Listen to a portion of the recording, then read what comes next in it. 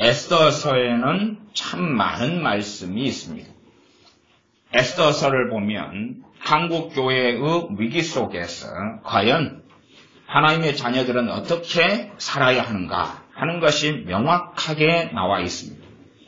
물론 많은 사람들은 자기 마음대로 성경을 해석하고 주장하기를 좋아하지만 에스더서는 한 나라의 백성으로서 어떻게 살아야 되느냐 하는 것이 나와 있습니다. 당시에 에스더 왕후가 있었던 곳은 이 아수에로의 시대에 왕비로 있었고 이때는 바사 페르시아 시대였습니다. 페르시아는 왕정 국가고 왕의 절대 통치권, 절대 군주가 다스렸던 사회입니다. 법치가 제대로 이루어지지 않은 사회였고 왕이 마음대로 사람들의 목숨을 다 앗아갈 수 있는 시대입니다.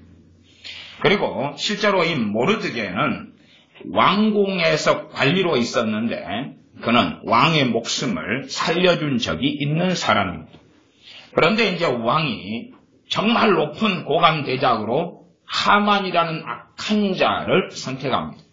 그리고 이 하만이 큰 영광을 얻어서 행차할 때에 모든 사람이 하만 앞에 엎드려 절하게 되는데 그러나 하나님을 섬겼던 하나님의 사람인 이 모르드게는 그에게 절을 하지 않습니다.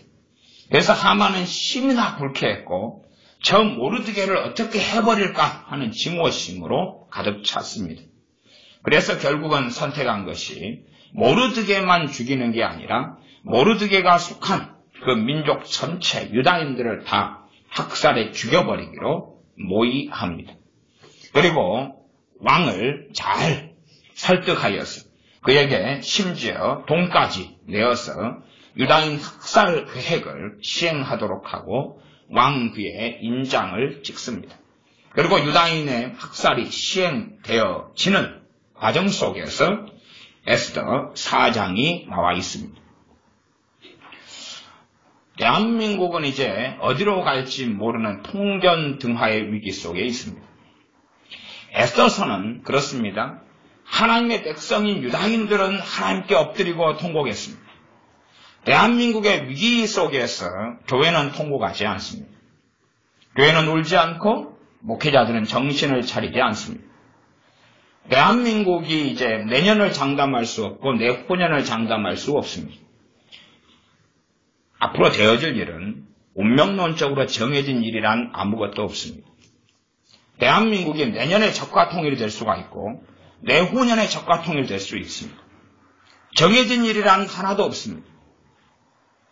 그러나 이때에 하나님께서 교회를 대한민국에 세우시고 또한 주의 종을 세우셨을진데 주의 종들은 침묵하고 입을 다뭅니다.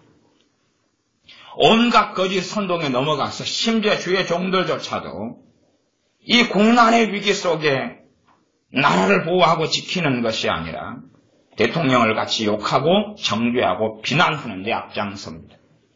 웬 저주받을 일을 교회가 앞장서며 많은 연예인 크리스찬들까지도 앞장서면서 대한민국을 전복시키려는 세력에 합류합니다. 광화문 집회에는 대통령의 모습을 만들고 대통령의 머리를 인형으로 만들어서 단두대에 처형식을 하면서 대통령 머리를 앞세우고 갑니다. 그리고 거기에 온갖 혁명 정부를 세우자는 구호가 난무하고 거기에 국민들은 동참하고 함께합니다. 그 자리에 많은 목사들이 들어가 있고 그 자리에 많은 크리스찬 연예인들이 들어가 있습니다. 대한민국이 얼마나 적화가 심각하게 일어났는지 목회자들은 눈을 감고 살아갑니다. 문제는 그것입니다. 그럼에도 불구하고 정신병에 빠진 많은 목회자들은 자기는 깨어있는 사람이고 성령이 자기 역사하고 자기는 하나님 뜻을 알고 있다고 주장한다는 것에 있습니다. 교회를 세운 이유가 대한민국의 위기 속에서 교회는 제 역할을 하라고 세우신 거고 이러한 대한민국 위기 속에 주의 종들을 세운 것은 10만 명이나 되는 주의 종이 있는 것은 너희들이 짓지 못하는 개가 되어서 사는 게 아니라 대한민국이 얼마나 심각한 위기 속에 있는지를 전하라는 것입니다. 정말 대한민국 국민들은 안전불감증 속에 삽니다. 많은 믿는 사람들은 평안하다, 안전하다 그럽니다. 절대 평안하지 않습니다. 제가 그래서 오늘 설교했습니다. 어제 설교했습니다. 이제 대한민국은 환란을 준비해야 된다고. 이제 환란을 준비해야 된다고. 재난을 준비해야 된다고 저는 분명히 설교했습니다. 여러분이 어떻게 듣든지 듣지 않든지는 알아서 하십시오. 저는 명백하게 설교했습니다. 잠언 강의를 하며 설교했습니다. 이제는 환란을 시간이 얼마 남지 않았으니 준비하고 예비하셔야 된다고 했습니다. 각 사람들은 성령 인도하심을 따라서 정답표는 없습니다. 준비하십시오. 대한민국의 적과 통일은 손앞에 다가왔습니다. 자기 문제에 빠져 있을 때가 아닙니다. 자기 어려움과 난관에 빠져 있을 때가 아닙니다. 저는 대학을 다닐 때에 데모에 속에서 화염병을 던지는 속에 체류탄을 쏘는 속에 또한 쇠파이프를 들고 하는 속에서 지내왔습니다. 제가 속했던 사범대학에 속해 있던 제 모교의 대학의 과는 주체사상으로 가득했고 공산주의 사상으로 가득했고 불온서적으로 가득했습니다. 화염병을 만들고 쇠파이프를 만들고 데모에 뛰쳐나가고 그 세계 속에 제가 몇 년 있었으니 대한민국이 얼마나 심각하게 적화가 일어났고 공산화가 일어났는지 압니다. 통합진보당 통진당을 대통령은 공산당 단체로 규정하여 당을 폐쇄시켰습니다. 그에 대한 정보가 정확하게 드러나 있어서 통진당의 정체가 뭔지 다 아는데 이제 광화문 세력은 그 세력의 정체를 뻔히 알 수 있는 것은 이석기를 해방시켜라. 통진당을 다시금 제대로 된 정당으로 만들라. 대한민국의 야당의 대부분의 국회의원들은 간첩들입니다. 공산주의자들입니다. 그러나 그들은 대한민국의 기득권을 차지했고 대한민국 정치의 중심을 차지했습니다. 그들이 간첩들이고 그들이 공산주의자라는 것은 그들의 살아왔던 행적을 그 사람 이름만 가지고 인터넷에 검색만 해도 그가 무슨 발언을 했는지 무슨 책을 썼는데 그 책 내용에 뭐가 나왔는지가 쉽게 알 수 있습니다. 국회의원들 몇백 명 되는 사람들 자료만 검색해도 그의 정체를 숨길 수 없습니다. 지금 대한민국의 상황이 어떤 상황으로 갔는지 대한민국 백성들 가운데 한 5%가 진실을 알고 있습니다. 5%. 5%가 얼마나 대한민국 위기 속에 있는지를 압니다. 물론 5% 가운데서도 채 1, 2%만 심각함을 느끼고 있을 거고 3, 4%의 사람들은 그래도 안전할 것이다. 그래도 계속하여 평안이 유지될 것이라고 생각할 겁니다. 얼마나 공산주의 세력이 강성해졌고 얼마나 주체사상이 강해졌고 얼마나 많은 대학생 청년들이 사회주의에 물들어 버렸는지 얼마나 공산주의에 물들어 버렸고 북한의 주체사상에 물들어 버렸는지 어떻게 그렇게 될 수가 있을까 할 정도로 오랜 세월 동안 물들어 왔습니다. 그래서 제 대학 동창들, 선후배들은 지금도 대부분의 사람들이 다 당연히 학교 교사들인데 그들은 공산주의 사상, 주체사상에 지금도 물들어져 있어서 제가 그들과 트위터나 아니면 카톡을 주고받을 때, 단체 카톡을 주고받을 때 되면 온갖 거짓 선전 모략들이 가득해서 오죽하면 단체 카톡에서 저는 나와버리고 빠져나와서 동창들의 얼굴도 보지 않습니다. 진즉 대학을 다닐 때부터 공산주의 사상으로 철저하게 세뇌가 되었습니다. 저도 잘 모를 때는 정교조가 참된 교육을 실현하는 줄 알고 정교조가 만들어지기 위하여서 데모를 했습니다.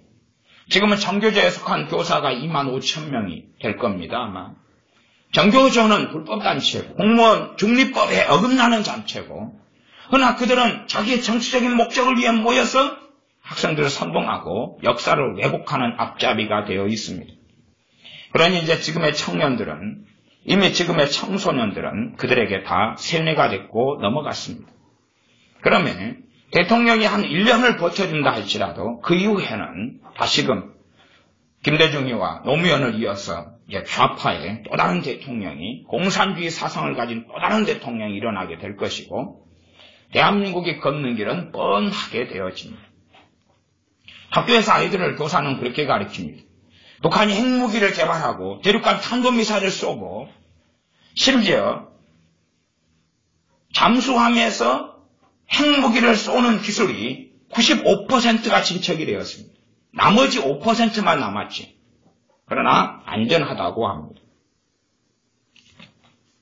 국경선에 38선 너머에 최전방에 방사포가 6,000문, 7,000문이 대기해 있습니다. 방사포는 미사일을 한 발씩이 아니라 다발로 펑펑펑펑펑펑 쏴대는 미사일 기계입니다. 그 기계가 과거에 5,600문 있다가 그건 트럭에 딱 한 트럭에 실어가지고 이동하는 그러한 미사일을 쏘는 기계입니다. 그런 것을 점점점 북한은 늘려왔습니다. 이게 최전방이 있습니다. 그 방사포가 놓여진 데서부터 서울 중심까지가 기껏해야 40km 정도밖에 안 됩니다. 방사포의 기본 반경은 80에서 60km, 60에서 80km.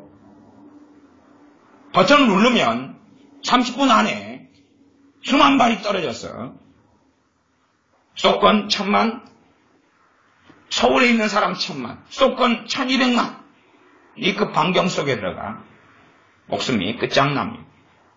그게 대한민국입니다. 미국이 2조 원을 들어서 사드를 배치해 준다는 것입니다.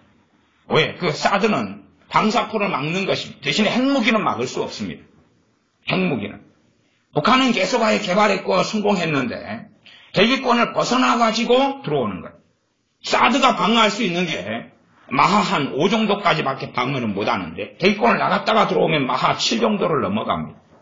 그래서 핵무기는 방어할 수도 없고 심지어는 잠수함에서 쏘는 무기도 사드는 방어할 수 없습니다. 단지 방사포 정도 그것을 방어하는 무기가 사드입니다. 그렇다면 미국이 2조를 들여서 배치해 준다는 것을 한국 사람은 막습니다. 자기들의 목숨을 지켜주기 위해서 막는 이유를 알아보면 간단합니다. 여기에 사드가 배치되면 북한은 여기부터 공격한다. 그러니 설치할 수 없다. 여기가 북한의 공격의 최우선 지역이기 때문에 땅값이 떨어진다. 아파트 값이 떨어진다. 그러니 배치할 수 없다.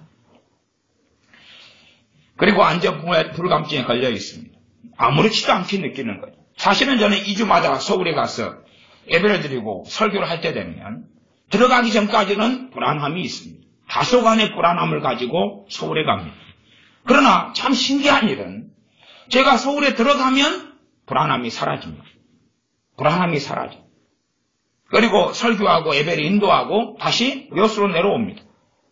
내려오면 다시 그 불안함이 다시 나타납니다. 내가 빠져나왔구나. 내가 저 위험한 곳에서 빠져나왔구나. 그리고 다시 또 2주일 지나서 설교하러 올라가면 다시 근처에 가면 불안함이 옵니다. 약한 불안함이죠. 당장은 무슨 일이 벌어지지 않으니까. 그러나 이 약한 불안함도 막상 들어가면 또 흔적도 없이 사라집니다. 저는 그런 영적인 현상을 한 달 되면 최소한 2번 이상씩을 경험하고 느끼고 삽니다. 아, 서울 사람들, 수도권에 사는 사람들이 왜 안전불감증에 걸리는지 알겠다. 최소한 영의 역사다. 안전하다, 평안하다는 영의 역사가 이 안에 깊이 있게 들어와 있구나. 대한민국의 국방비가 많이 나갑니다. 제가 군대에 있을 때는 8,000원, 10,000원이었습니다. 군대 월급이 10,000원이었습니다. 이 좌파 애들, 이 공산당 애들은 이 군인들의 복지, 군인들의 삶의 질적인 향상을 위해서 그들은 좋은 말로 감언이설을 했지만은 결국은 10,000원의 월급 받는 저 같은 사람을 똑같이 군인에 있으면서 15만원, 13만원, 18만원, 19만원으로 올렸습니다. 여러분은 그것이 무슨 일인지 모를 겁니다. 여러분의 자녀가 군대에 있으면 옛날에는 10,000원을 월급을 받았어요. 그리고 담배를 안 피우는 사람은 담배값으로 1,000원, 2,000원을 더 줬습니다. 담배를 대신 주거나 아니면 담배값을 대신해서 주거나. 그러나 지금은 이제 그것보다 훨씬 더 좋은 담배값으로 주고 담배로 주고 또 훨씬 더 좋은 메이커 옷, 메이커 신발로 줍니다. 여러분이 한번 계산해 보십시오. 도대체 그 많은 국방비가 어디로 가는지, 과연 대한민국은 지켜지고 있는지. 제가 알고 있는 자료에 의하면은 전쟁이 벌어지면 실탄은, 대한민국에 남은 실탄이 3일에서 일주일치가 있다는 것을 압니다. 최소한 맥시멈으로 한 일주일 빵빵빵빵빵 쏘면 실탄이 없다는 이야기죠. 식량도 기름도. 그러면 만원짜리가 평균 한 15만원으로 올랐다고 합시다. 15만원. 15만원. 그럼 계산해 보십시오. 15만원 1인당 한 달에 돈이 올랐어요. 15만원. 그리고 그게 장정이 50만 명을 잡든 60만 명을 잡든 한 50만 명 잡으세요. 50만 명. 그러면 15만 명 곱하기 50만 명. 그게 한 달에 지출이 더 드는 돈이죠. 그리고 12달. 그러면 조에 가까운 천문학적인 돈이 나옵니다. 그죠? 그 어마어마한 돈이 국방비에 증액이 돼버리고 국방비가 그리 딱 들어가 버립니다.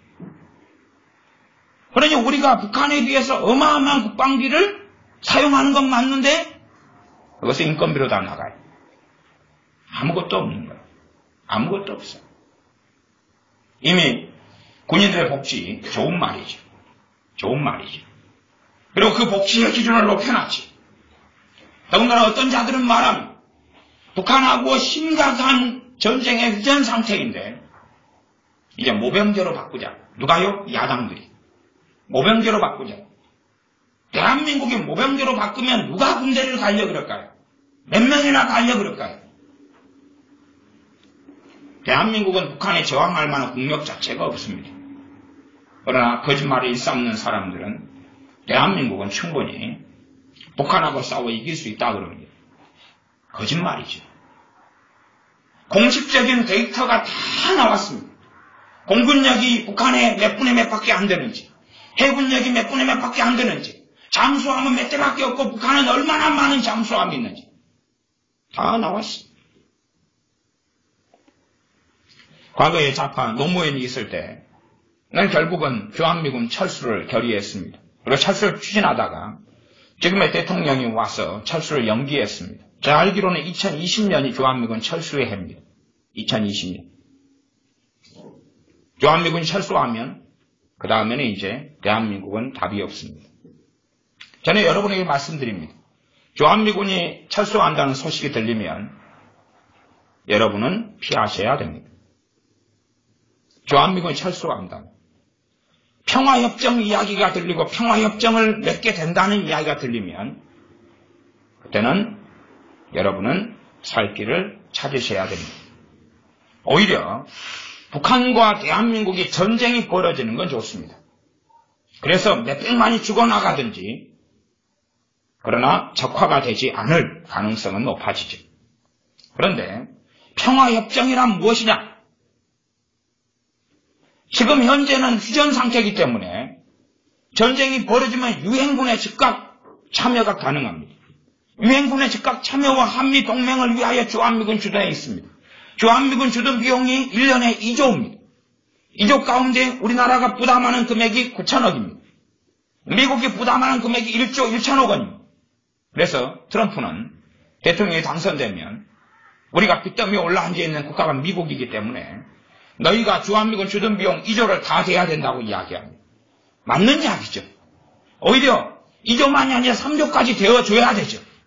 왜요? 미국이 사실은 한국을 지키고 있는 거기 때문에 그렇죠. 한국의 국력은 북한을 방어할 수 없습니다. 그렇게 만들어버렸죠. 군대 국방력을 허수아비처럼 만들어버렸죠.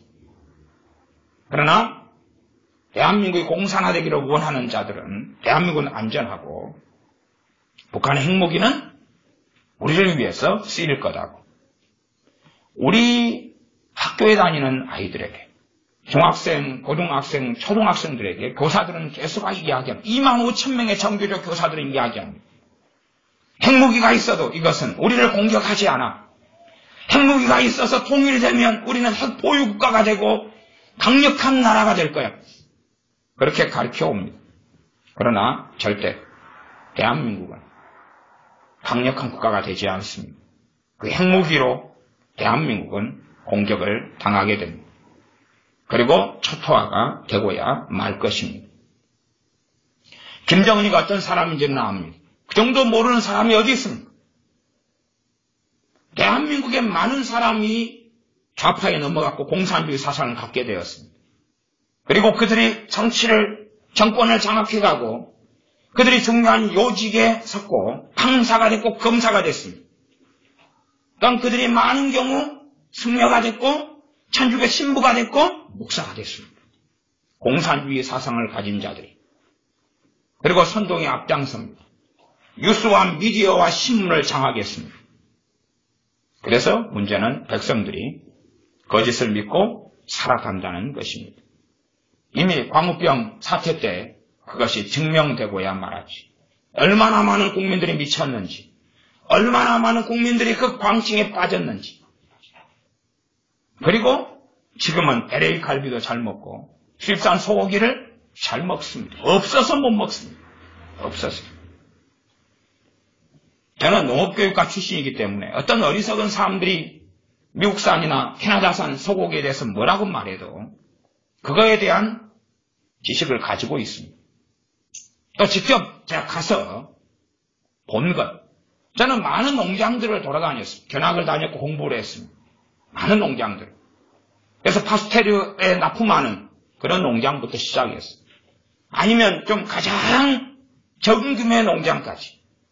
또 대학에서 가지고 있는 농장에서 기거하면서 새벽마다 나가서 그 지저분한 젖소의 젖을 씻고 닦고 새벽 4시에 나서 문 대고 소젖을 짜고 그런 일을 하기도 했습니다.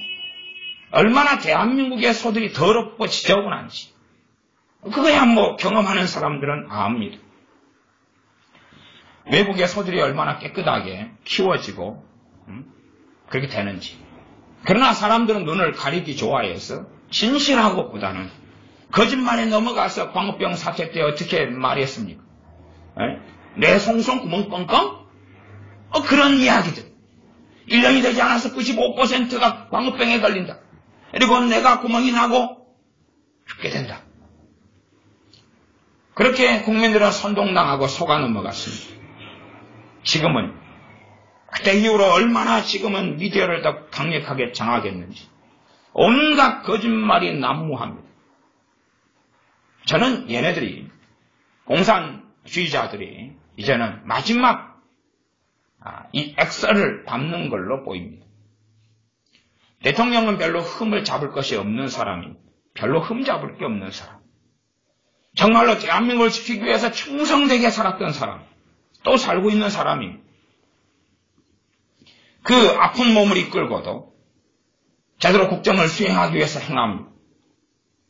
국정 교과서, 개인적으로 만들어진 또 하나는 회사가 만들어진 교과서들이 온갖 거짓말을 다 하기 때문에 역사를 왜곡하기 때문에 국정 교과서를 만들고 추진합니다.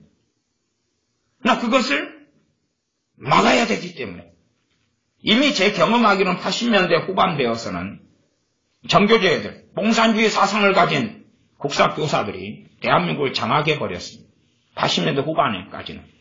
이미 그땐 정교조가 결성되기 전이지만 국사교과서는 전부 다 국사를 잡은 교사들은 또 국사의 핵심적인 인물들은 공산주의 사상을 가진 사람들이 장악해버렸습니다. 그 이후로 얼마나 시간이 많이 흘렀습니까? 대통령에 대해서 온갖 거짓말이 난무합니다. 그러나 대통령에 대한 범죄 사실을 찾아내려 그러면 혐의만 있지 뭔가 사실을 제시할 만한 범죄 사실이 없습니다. 최순실에 대한 것도 찾아 들어가면 첫째는 해야 될 게 뭐냐 그러면 JTBC에서 주장하는 그 태블릿 PC가 누구 것인가부터 밝혀야 됩니다. 그게 검찰이 해야 될 기본이에요. 태블릿 PC 때문에 문제가 벌어졌지요. 태블릿 PC가 국정에 최순실 씨가 개입한 증거라고 말했으면 정말 태블릿 PC가 최순실 씨의 것인지부터 밝혀야 되는 거예요. 그러나 진실을 밝히지 않습니다. 최순실 씨의 태블릿 PC가 될 수가 없기 때문에 그렇죠. 왜 될 수 없습니까? 그건 멍청이 가지고는 다 합니다. 멍청이 아니고는. 아니, JTBC에서 방송할 때 카톡을 보여줬지 않습니까? 카톡을 보여줬어요. 우리는 카톡 안 사용합니까? 우리가 사용을 할 때에 우리는 오른쪽에 있어요. 상대방은 왼쪽에 있어요. 그리고 나는 사진이 안 나와요. 나니까. 상대방은 나와요. 그런데 최순실 씨의 태블릿 PC라고 말한 것에는 최순실 씨는 오른쪽이 아니라 왼쪽에 있어요. 그리고 선생님이라고 돼 있어요. 그러면 어떤 정신 나간 사람이 자기를 선생님으로 입력을 합니까? 그렇습니까? 정말? 선생님이라고 입력합니까? 상대방, 나를? 여러분이 자기가 선생님이라 해서 나를, 내가 김씨니까 김선생님 자기를 입력해 놓습니까? 그런 것이 어디 있단 말입니까? 심지어는 온갖 거짓말을 하려니까 오른쪽에 있어야 될 자기를 왼쪽이라고 주장하고 옮겨놓고 거기에다가 카톡에 노란색, 자기는 노란색 글씨로 표현되죠. 노란색을 입혀놨습니다. 그 정도 되면 멍청이 아니고서도 이거 조작이구나. 이거 짠 거구나. 이게 정상적인 우리의 카톡하고는 틀리구나. 어리석은 사람은 야, 카톡의 프로그램이 개인마다 다를 거야. 그런 정도 되면 좀 이상한 사람이지. 머리가 좀 빙빙 도는 사람이지. 우리는 같은 카톡을 씁니다. 카카오톡 같은 걸 써요. 프로그램이 같습니다. 모양이 같습니다. 우리 거하고 달라요. 그거부터 시작해서 태블릿 PC가 조작된 거라는 정말로 많은 증거가 멍청이 아니면 다 있습니다. 검찰이 모를 것 같습니까? 국정에 개입한 걸 밝히려면 태블릿 PC부터 누구 것인지, 그게 어디서 왔는지, 사실은 태블릿 PC 전에 USB에서 온 겁니다. 그리고 그 정보를 집어넣은 거죠. 조금만 생각을 해보면 다 알 수 있는 것입니다. 거기서부터 불을 붙였습니다. 놀랍게 국민들은 그 불이 붙어서 넘어갔습니다. 그것이 이미 대한민국이 얼마나 적화가 많이 진행되었는지, 얼마나 쉽게 진실이 아니라 선동에 넘어가게 돼버렸는지, 얼마나 멍청이와 바보가 돼버렸는지, 그리고 얼마나 이용당이 쉽게 돼버렸는지 이제 열매를 맺고 있는 것입니다. 이 거짓 선동에는 영의 역사이기 때문에 말이 통하지를 않습니다. 대화가 통하지를 않습니다.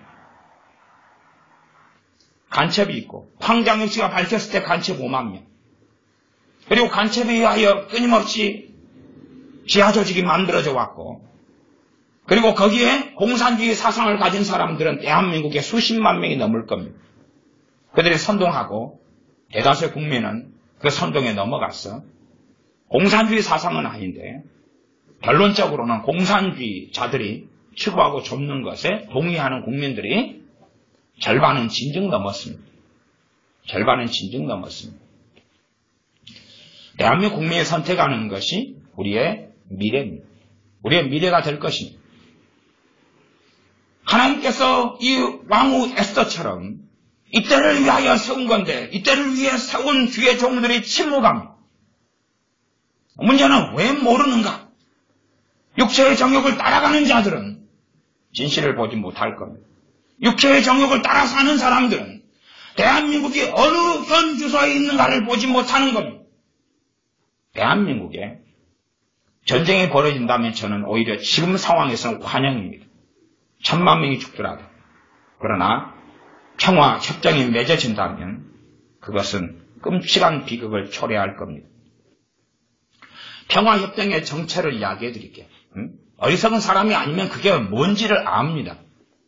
그 말이 나오면 여러분의 가족, 여러분의 신앙, 여러분의 생명, 여러분의 재산은 모두 다 넘기는 것이 됩니다. 평화협정은 지금 북한과 대한민국의 휴전 상태인데, 휴전 상태에서 이제는 전쟁을 끝내는 것을 이야기합니다. 지금 현재는 전시 중 휴전 상태입니다. 전쟁을 끝내면, 평화협정을 맺으면 전쟁이 끝납니다. 지금 아직 전시 중에 휴식 기간이에요.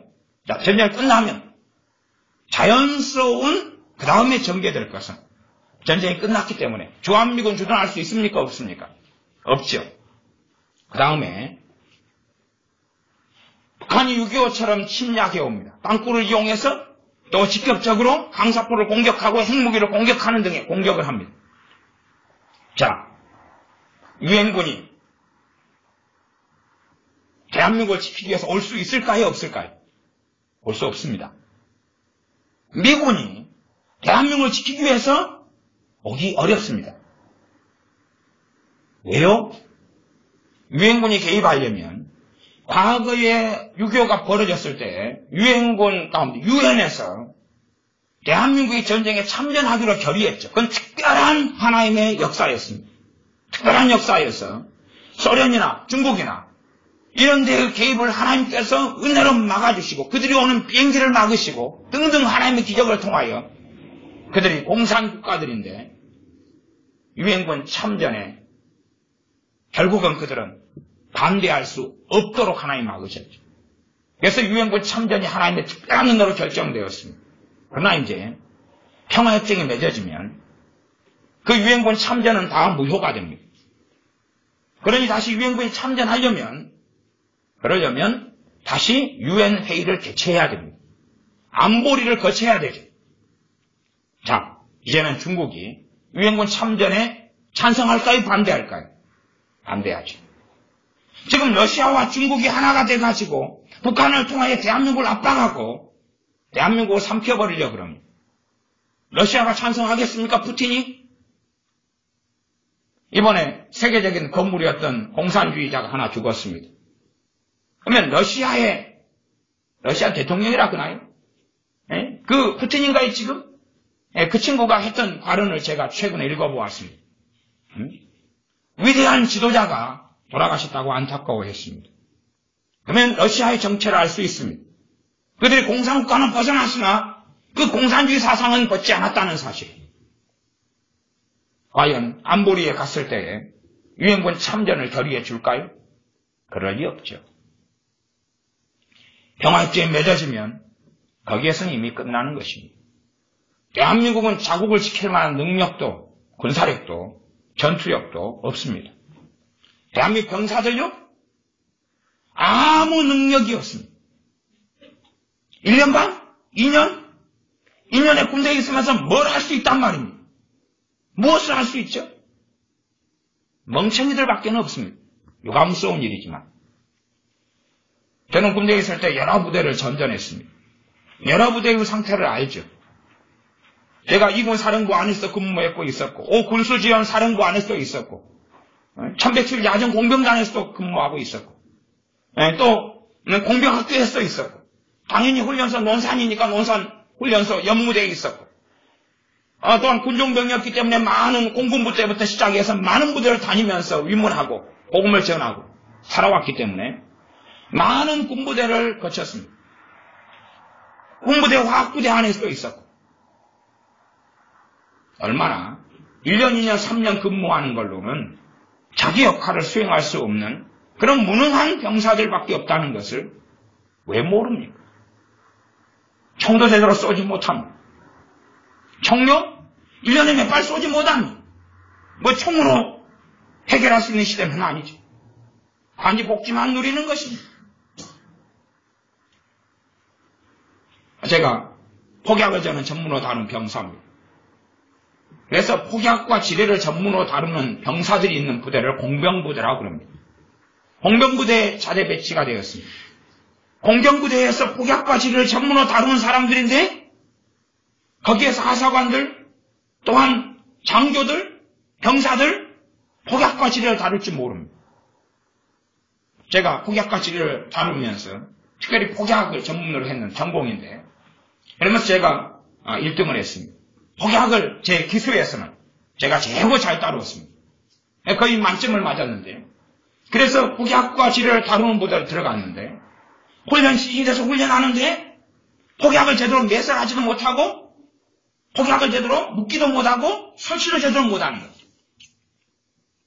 도대체 이 군대는 무슨 군대가인데 폭약을 다루고 지뢰를 다루는 부대가 훈련 시즌인데 곧 평가가 되는데 왜 폭약도 제대로 못 다루느냐.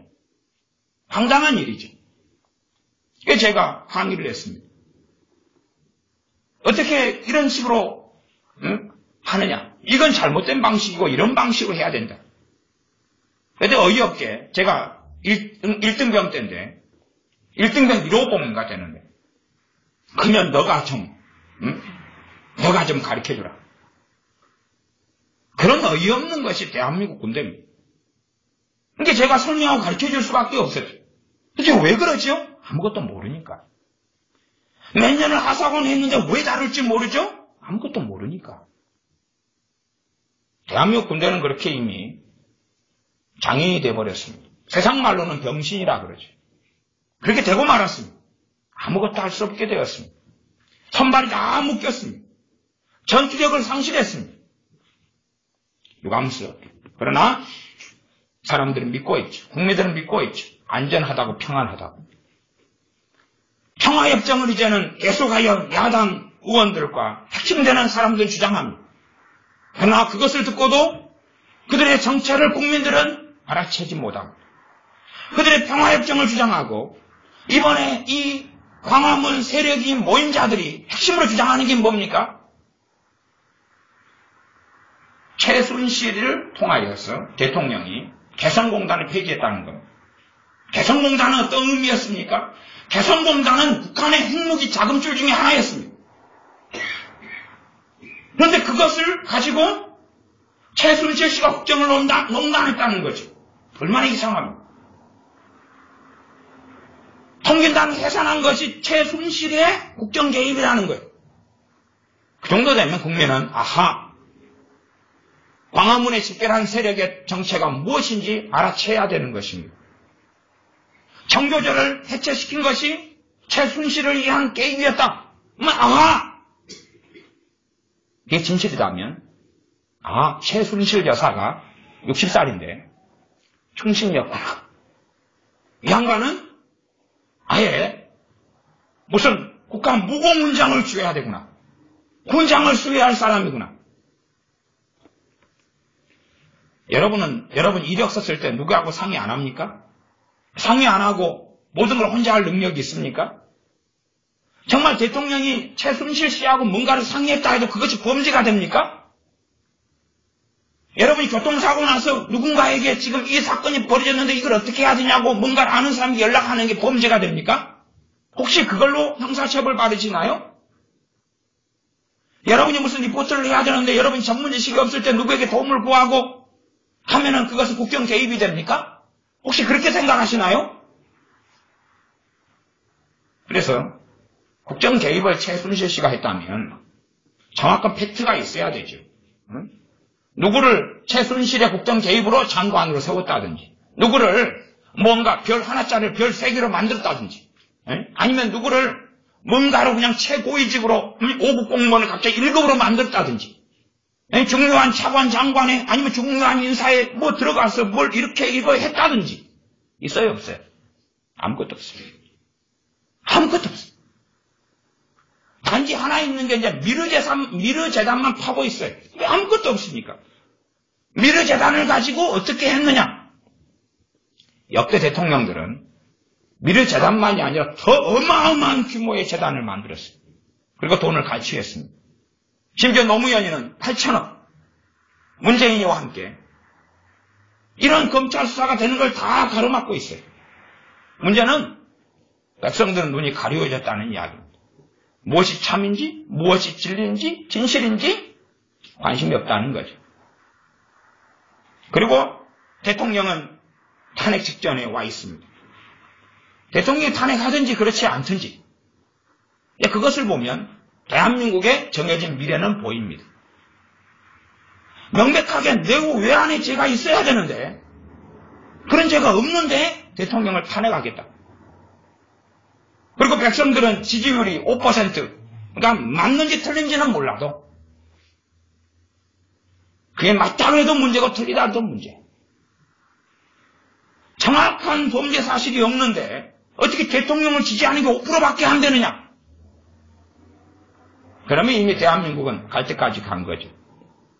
아시지 않습니까? 크리스찬만 대한민국의 20%라는 것을. 크리스찬만 20%라는 것을. 하나님의 백성과 하나님의 자녀는 인간에서 모든 제도를 주님을 위하여 순복하라는 명령을 받고 있고, 권세자들에게 복종하라는 명령을 받고 있고, 하나님께서 박 대통령을 대한민국의 권세자를 세웠다는 사실이죠. 그러니 그녀를 위해 기도하고 그녀의 편에 서야 될 사람이 최소 20%는 있어야 된다는 이야기죠. 에스더 왕후의 남편인 아수에로를 통하여 벌어진 일입니다. 아수에로가 자기 마누라의 민족인 유다인들을 전멸을 시켜버리려고 인장을 찍었습니다. 자, 그러면 탄핵돼야 됩니까? 안 돼야 됩니까? 탄핵돼야 되죠. 정말로 모르드게가 왕의 탄핵을 원합니까? 에스더가 왕의 탄핵을 원합니까? 그건 이들이 할 수 없는 거예요. 이들이 주장할 수 없는 거예요. 왕의 인장을 통해 벌어졌는데 모르드게는 왕을 죽이기로 모의합니까? 아니면 왕을 증오하고 저주합니까? 직접적인 이해 당사자가 모르드게입니다. 직접적인 이해 당사자가. 그런데 모르드게는 아수의 왕을 저주하거나 미워하거나 증오하지 않습니다. 하나님의 자녀가 마땅히 가져야 될 태도를 보입니다.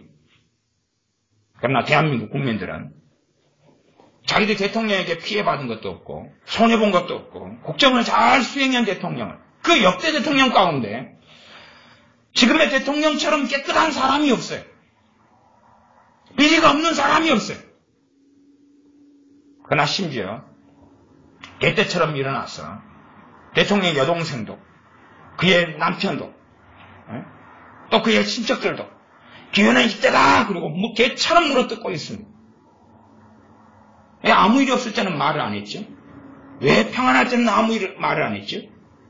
그러나 개떼처럼 물어뜯고 어리석은 국민들은 야, 대통령의 가족이 대통령 아는 사람들이 이야기했습니까? 사실이겠지.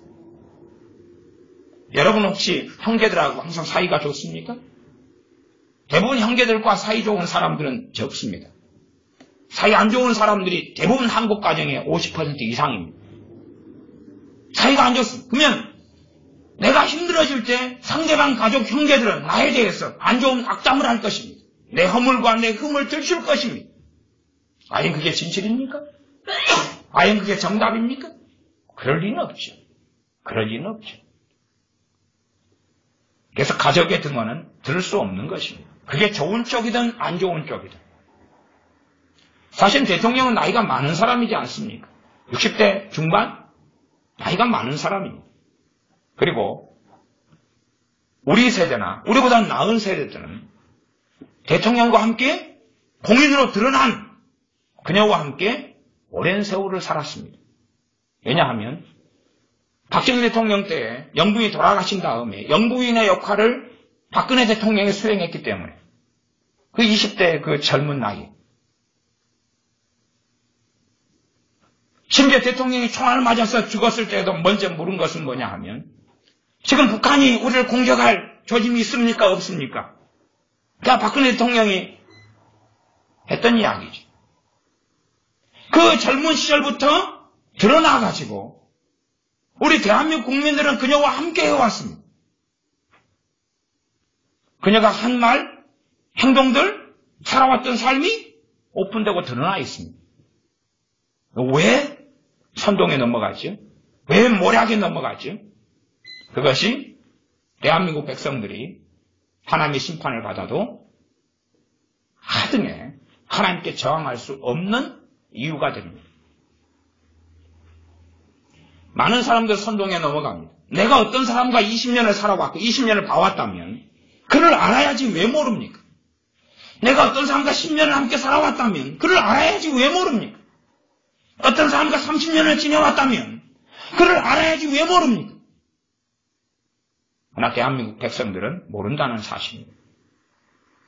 말 몇 마디에 선동당하는 사람들, 귀가 얇은 사람들, 그리고 의로운 사람을 악하다고 악인들을 의롭다고 하는 사람들. 그래 대한민국은 하나님의 심판을 받아도 마땅하고 전쟁으로 인해 천만이 죽어나가도 절대 할 말이 없습니다. 저는 하나님께 지금 기도합니다. 적과 통일이 아니라 전쟁이 일어나기를. 적과 통일이 돼서 비참하게 교회가 문 닫고 그리고 그리스도인들이 잡혀가고 고문 속에서 주님을 부인하는 것보다는 전쟁이 벌어져서 죽어나가는 게 훨씬 나으니까. 그리고 평화협정이 맺어지기 전에 그러면 적과 통일이 되지 않을 가능성이 아주 크니까. 그 자비를 하나님께 구하고 있습니다. 대한민국 국민이 선택하는 길은 너희가 무엇으로 심든지 그대로 거두리라면 여러분 몇 명이 좀 기도한다 해서 대한민국의 환란을 막을 수는 없습니다. 대한민국의 환란을 막으려면 국민들이 정신을 차려야 되죠. 국민이 정신 차리려면 첫째는 목회자들부터 정신을 차려야 됩니다. 그래서 교인들에게 진실이 뭔가를 성령 역사를 통하여 말해야 됩니다. 사실이 뭐고 팩트가 뭐라는 걸 말해야 되죠. 그러나 대부분 목회자들은 미쳤고 말 못하는 짖지 못하는 개가 되어졌어. 집 밥그릇 챙기기 바쁘고 이제 정욕도로 살아가기 바쁘지 대한민국에 처한 진실을 이야기하지 않습니다. 당연히 말하죠. 평안하다고. 대한민국의 미래가 평안하려면 이스라엘은 하나님이 심판하지 않았을 겁니다. 이스라엘은 노예가 되지 않았을 거고 바벨론과 아시리아와 페르시아의 노예 속에 살지 않았을 겁니다. 하나님의 선민이고 아브라함을 통하여 선택했고 언약을 맺은 백성이고 율법을 주셨고 하나님의 영광서 이름을 주시는 그 이스라엘이 심판을 안 받았겠죠. 그러나 참된 선지자는 하나님의 심판이 다가오고 있다. 너희들이 회개하고 돌이켜야 되고 정신을 차려야 된다고 이야기했고 거짓 선지자들은 다수가 있어서 평안하다, 안전하다 말이 왔습니다. 그래서 우리는 선택하지. 안전하다고 믿고 평안하게 살든지. 안전하다고 믿고. 주님께서 이스라엘에게 이야기했습니다. 주님께서 유대인들에게 말씀했습니다. 이 세대에게 하나님께서 핏값을 묻겠다고.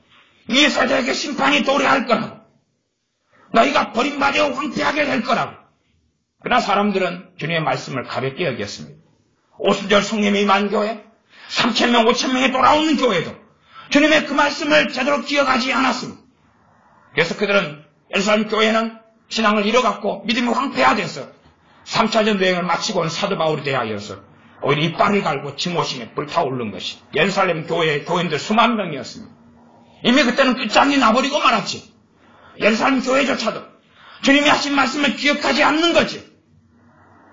그런 것처럼 끊임없이 많은 사람은 평안을 외치고 부흥을 외치고 안정을 외치고 어마어마한 부가 교회로 돌아온다고 거짓된 말을 합니다. 그것을 듣기를 사람들은 좋아하지. 왜요? 지금보다 더 평안하고 더 경기가 잘 돌아가고 더 잘 되리라. 심지어는 저 좋은 대통령을 하야시키면 대한민국의 국력이 살아날 것이다. 대한민국이 얼마나 빚더미 국가에 올라앉아 있는지 제대로 자각하는 사람들이 없습니다. 각 자치단체가 온갖 빚을 끌어가지고 운영하는 것을 눈뜨고 보는 사람이 없습니다. 눈뜨고 본다면 첫째는 주의 종들이 외쳐야 됩니다. 이대로는 파산이다. 많은 자치단체들이 돈을 끌어다 쓰고 있습니다. 심지어는 정상적으로 지급할 돈이 없어서 내년으로 미루고 있습니다. 그러면서 광화문 촛불 시위 집회 세력에게는 돈을 대주고 있습니다. 왜요? 그 돈을 빼다가 일이 유용하는 거거든요. 심지어 우리 여수 같은 경우는 시청에 있는 차량을 이용해서 광화문 세력에게 그 차량을 빌려줍니다. 제가 광고 차량을 저걸 1박 2일 쓰는데 얼마냐고 물어봤더니 300을 달라 그러더라고요. 그 광고 차량을 빌려줘서 대통령을 공격하고 비난하고 정죄하는데 우리 동네는 앞장서고 있고 이것이 시장이 앞장서고 있는 겁니다. 천문학적인 돈을 집어넣어서 그리고 정상적으로 지급할 돈은 없다는 겁니다. 그것이 많은 자치단체가 취한 현실입니다. 국가도 정부도 더 이상 제공하고 줄 돈이 말라갑니다. 저 철도는 철도 노조가 장악했습니다. 그래서 노조는 파업하고 끊임없이 파행합니다. 철도 노조를 통하여 수천억 원 이상의 빚더미 속에 대한민국이 올라앉았습니다.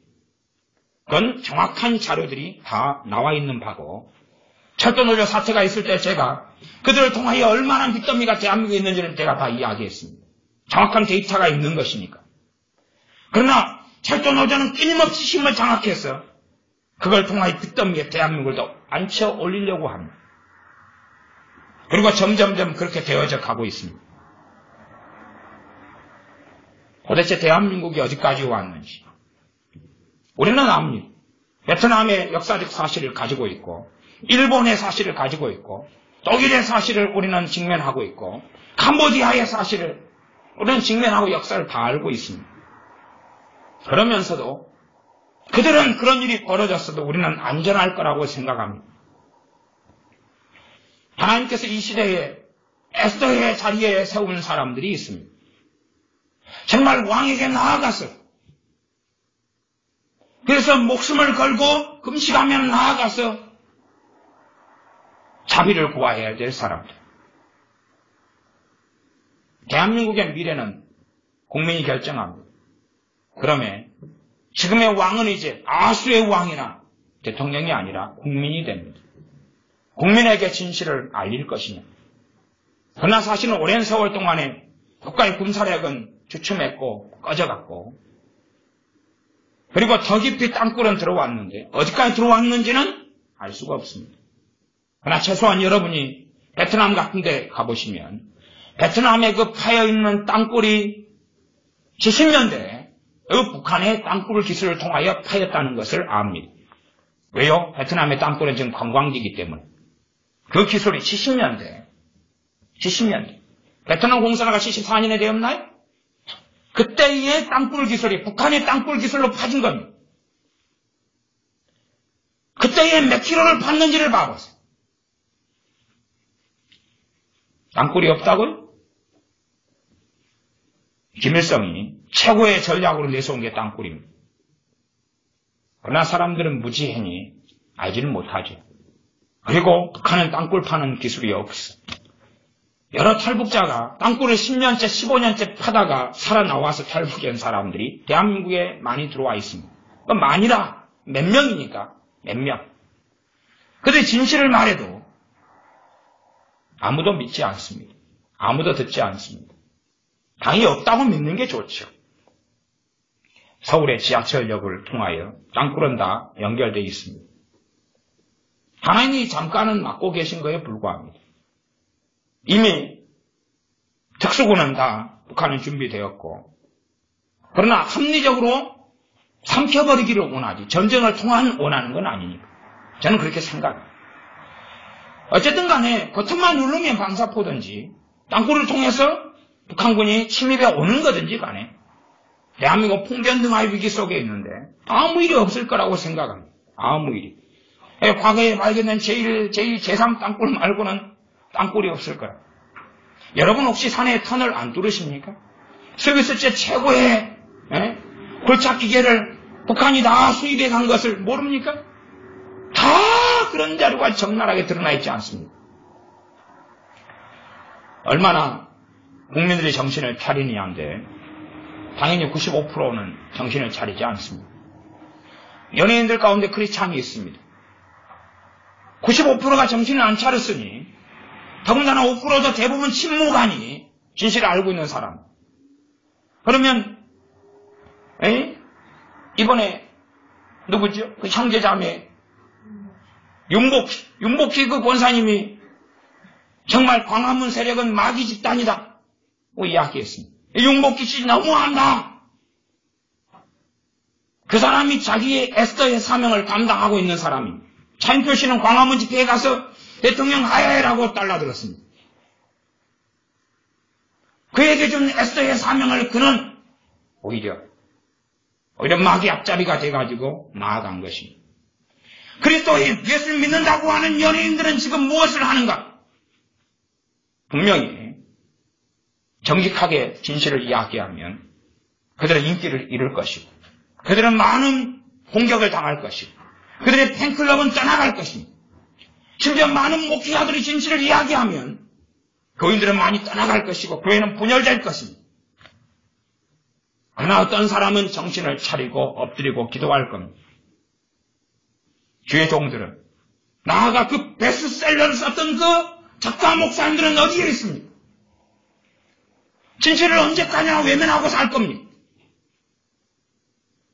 그리고 평안을 이야기할 겁니다. 긍정의 힘을 이야기할 겁니다. 언제까지나 아수의 왕의 자리에 국민이 있습니다. 이제 언론이 거짓말을 하고 하면 이제는 누가 이야기해야 됩니까? 최소한은 모든 사람이 인정하는 사람들, 모든 사람이 존경할 만한 위치에 있는 사람들, 그 사람들 가운데 첫째는 그리스도인들, 크리스찬이 이야기해야 됩니다. 들고 일어나야 되죠. 한 명이 이야기할 땐 돌을 던질 것입니다. 두 명이 이야기해서 돌을 던질 것입니다. 5명이 이야기하면 주춤할 겁니다. 10명이 이야기하면, 50명이 이야기하면, 100명이 이야기하면 뭔가 이상한데 큰 교회 목사님 1명이 이야기하면 돌을 던질 겁니다. 3명이 이야기해도 돌을 던질 겁니다. 10명이 이야기하면, 20명이 이야기하면 뭔가 이상한데 지금의 에스더는 어디 갔습니까? 에스더가 없습니다. 오히려 아수의 왕을 통하여 문제를 해결해야 되는데 아수의 왕을 죽여버리는 세력만 있는 것이고 대한민국을 정복시켜버리려는 세력만 있는 것이고 자기 영달만 안일만 추구하는 자들만 교회에 가득한 겁니다. 그래서 저는 대한민국에는 이제 미래가 없다. 대한민국은 유감스럽게 미래가 없다. 그래서 환란을 예비하고 준비하셔야 한다고 제가 설교했습니다. 여러분 그 설교는 많이 하지는 않을 겁니다. 한 번, 두 번으로 끝나는 설교겠죠. 여러분은 마음에 담아두십시오. 그리고 대한민국이 흘러가는 것을 지켜보십시오.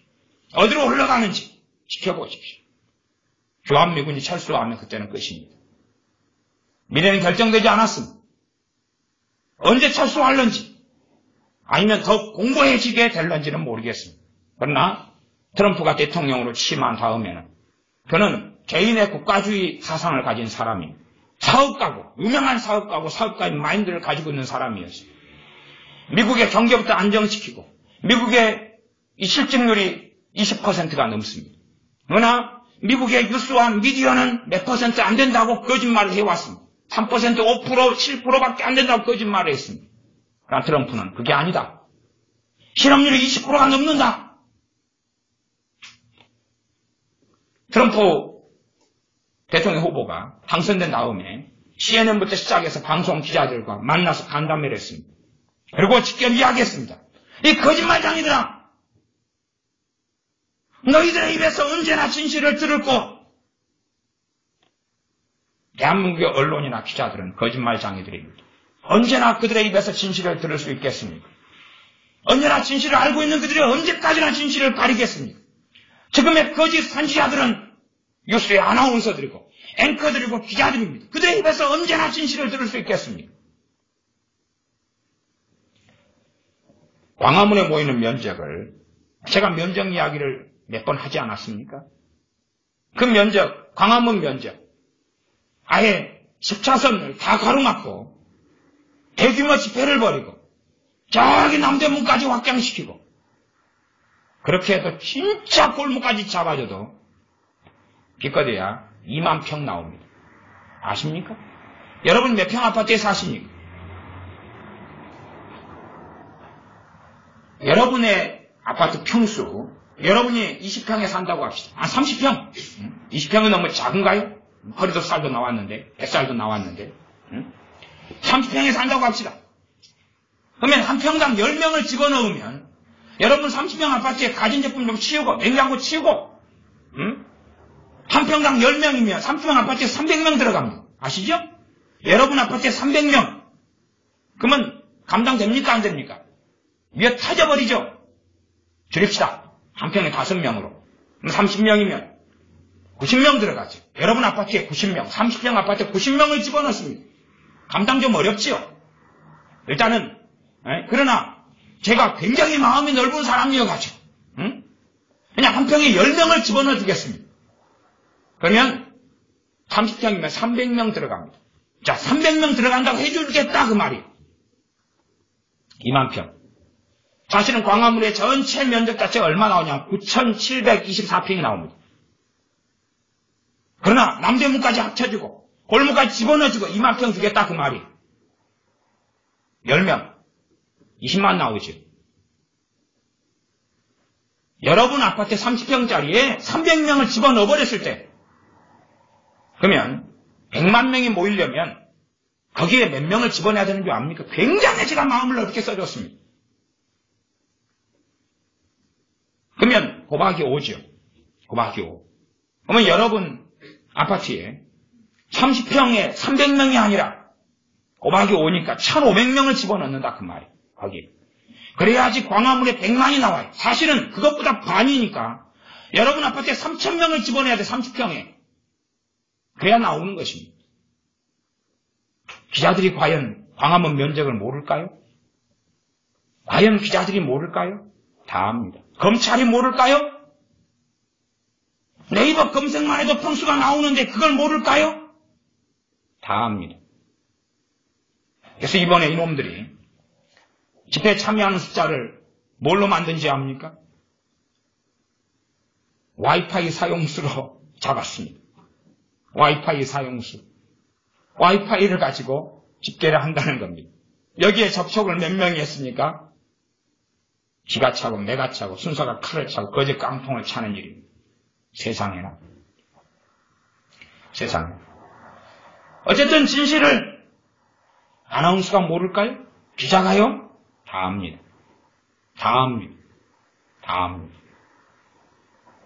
광화문에 20만도 못 모인다는 사실을 다 압니다. 작년은 요한 바오로 머시기가 그분이 오셨죠. 그래서 저기에 주최 측에서는 경찰 주사는 17만이 모였다 하는 17만 못 모입니다. 17만 못 모이죠. 평양에 모이는 사람들 10만 명이 딱 모일 때 군중이 있습니다. 군중. 10만 명 모이는, 평양에 모이는 그 사진은 다 나와 있어요. 자료가. 거기하고 광화문에 모인 사람하고 딱 비교를 해봤어요. 아, 이 정도가 10만이구나. 그리고 딱 비교해보면 그것보다 안 됩니다. 세상에나. 누가 모릅니까? 그러나 진실은 어디에 있습니까? 문제는 국민들이 진실을 안 믿는다는 것입니다. 아수의 왕은 어리석은 사람입니다. 그러면 심지어 자기 아내가 유대인지도 모르고 유다인 멸절로 들어갑니다. 인을 찍습니다. 그리고 악인 하만을 인자의 자리에 세웁니다. 하만을 통해 유대인을 학살하는 명이 떨어집니다. 그때에 이제 모르드게는 하나님께 엎드리죠. 그리고 금식합니다. 또한 유다인들도 전부 다 하나님께 엎드리고 금식합니다. 에스더의 기적이 벌어진 것은 세 가지가 맞았기 때문에 그럽니다. 세 가지가 대한민국에 맞지 않으면 대한민국의 기적은 없습니다. 대한민국이 살아날 길은 없습니다. 유감스럽게도. 물론 공산주의 사상을 가진 사람은 박수를 치고 환호할 것입니다. 그러나 공산주의자를 따라갔던 종북주의자들은 통곡하고 울 것입니다. 에스더 4장입니다. 4장 1절부터 3절 제가 읽습니다. 모르드게가 이 모든 일을 알고 그옷을 찢고 굵은 배를 입으며 죄를 무릅쓰고 성중에 나가 대성 통곡하며 대궐문 앞까지 이르렀으니 죄를 무릅쓰고 배를 입고 성중 앞에 나가서 대성 통곡하고 대궐문 앞에 대성 통곡하면서 나갔다. 모든 사람이 보고 듣도록. 굵은 배를 입은 자는 대궐문에 들어가지 못합니다. 그는 관리여서 들어갈 수 있는데 배를 입었기 때문에 자기가 아니다. 평민은 못 들어가는데 그런 관리였습니다. 3절 왕의 조명이 조서를 인한 명령입니다. 각도의 이름에 유다인이 크게 애통하며 금식하며 고급하며 부르짖고 굵은 배를 입고 죄에 누운 자가 무수하더라. 이건 교회 이야기죠. 하나님의 백성들 이야기입니다. 하나님 백성들, 교회들은 안전불감증에 걸렸습니다. 더 이상 통곡하지 못하고 더 이상 기도하지 못하고 이거지야 소수에 불과하죠. 절대 다수는 평안하다, 안전하다, 자기 삶, 자기 문제에 빠져 있습니다. 언제까지나 자기 문제, 자기 평안에 취해 있을런지 언제까지나. 이것이 두 가지. 첫째는 모르드게, 두 번째는 유다 백성들. 하나님의 백성들이 하나님께 금식하며 엎드렸다는 사실입니다. 이 땅의 80%의 불신자들이 어느 길을 걷든지 간에 하나님의 자녀가 20%든지 혹은 15%든지 간에 그들이 무릎 꿇고 엎드려야 되는 문제지. 그들 가운데 일부가 그걸로는 들으심을 얻을 수 없습니다. 그걸로는 대표성이 없습니다. 이제 그 다음엔 에스더가 등장합니다. 그리고 모르드게가 자기 역할을 합니다. 모르드게가 뭐라 그럽니까? 너가 지금 왕후가 된 것이 이때를 위함이다. 이때를 위함이지 어찌 알겠느냐? 너가 입을 다물면 안 된다. 그리고 심지어 이 모르드게는 에스더 왕후의 의부가 됩니다. 키웠지요. 직접 키웠어요. 그런데 정말 냉정하고 냉엄한 이야기를 합니다. 13절이죠. 모르드게가 그를 시켜 에스더에게 대답하되 너는 왕궁에 있으니 모든 유다인 중에 홀로 면하리라 생각지 말라. 14절 하반절. 너와 내 아비집은 멸망하리라. 엄중하게 책망하라. 너와 내 아비집은 멸망하리라. 엄중하게 문책합니다. 자기의 수양딸인데, 자기가 키웠는데.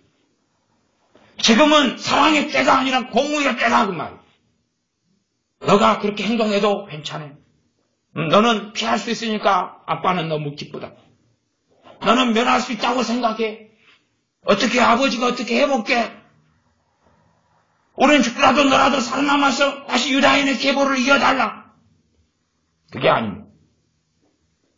사랑의 때가 아니라 공의의 때이기 때문에 너와 내 아버지는 멸망하리라. 이거 선언하고 있습니다. 짓지 못한 개가 된 자들은 반드시 멸망할 것입니다. 짓지 못한 목사가 된 사람들은, 짓지 못한 하나님께서 지금 이 순간에 쓰려고 연예인의 자리에 세워놓고 명예를 없는 자리에 세워놓고 했던 자들은 반드시 그들만이 아니라 그들의 아버지까지 하나님께서 진멸시키고야 말 것입니다. 그러나 교회는 무릎 꿇지 않았기 때문에 대한민국도 살아나지 못할 것입니다.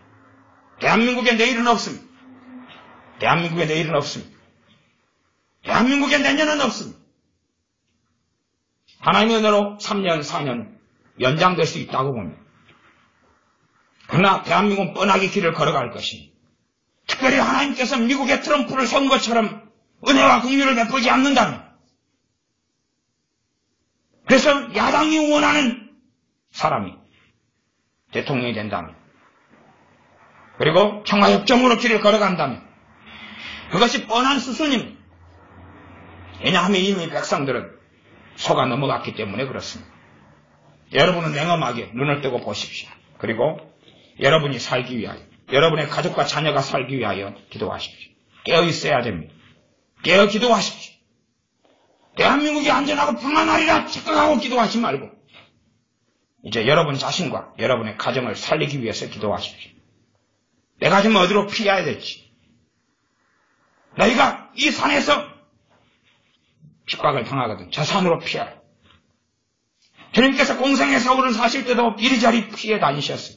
마지막엔 십자가를 지기 위하여 예루살렘으로 들어오셨을 뿐이지. 대한민국은 단지 위기에만 직면해 있는 게 아니라 심판이 문 앞에 있습니다. 저는 하나님이 긍휼을 베풀어 주셨습니다. 그래서 가장 좋은 건 북한이 안에서부터 무너지고 붕괴하는 것이 가장 좋은 것이나, 그러나 하나님의 말씀은 준엄하여서 너희가 무엇을 심든지 그대로 거두리라 말씀하셨기 때문에 대한민국 국민들이, 그리스도인들이, 목회자들이, 10만의 주의 종들이 잘못된 걸 심어왔기 때문에 그의 열매를 거두어야 될 때가 도래했다. 하나님의 은혜를 베푸셔서 전쟁 정도로 마감해 주셨으면 좋겠다. 그리고 얼마 죽고 그리고 다시 자유로운 민주국가, 자유롭게 지금처럼 예배하고 기도하고 찬양하고 전도할 수 있는 그런 나라를 지었으면 좋겠다 구합니다. 그러나 적과 통일이 될 가능성은 저는 더 많게 봅니다. 미래는 정해져 있지 않습니다. 운명 지어진 예언이란 없습니다. 우리가 단지 얼마 기도한다 해서 대한민국에 살아나지는 못합니다. 그게 유감스러운 일입니다. 그러니 이제 주님께서 말씀하셨습니다. 주님을 위하여 골고다 언덕길을 걸어가실 때 울었던 사람들에게 너와 내 자녀를 울라고 말씀하셨습니다. 이제는 여러분과 여러분 자녀를 위하여 우실 때입니다. 기도하겠습니다. 아버지 하나님, 에스더가 사라졌습니다. 하나님께서 이 때를 위하여 세운 사람들이 침묵합니다. 또한 그러한 에스더들조차도 미혹되어지고 어리석어져서 대한민국의 멸망과 파멸에 앞장섭니다.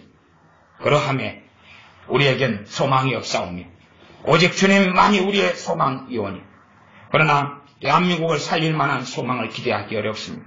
우리가 얼마나 하나님 없는 삶을 살았고 우리가 주님 앞에 살지 보다 내 정욕과 육체의 안목을 따라 이생의 자랑을 따라 안목의 정욕을 따라 살아왔기 때문에 주님 앞에 송구스러운 일밖에 없습니다. 그리하오나 주님께서 대한민국을 불쌍히 여겨주시고 대통령을 도와주시고 또한 대통령 임기를 무사히 1년을 마친다 할지라도 이미 선동된 국민과 백성들 군중에 의하여 어리석음의 파멸을 초래할 수밖에 없사온지 하나님의 개입하심과 하나님의 불쌍히 여기심만을 구합니다. 우리 주 예수님의 이름으로 기도하옵나이다. 아멘. 기도하겠습니다.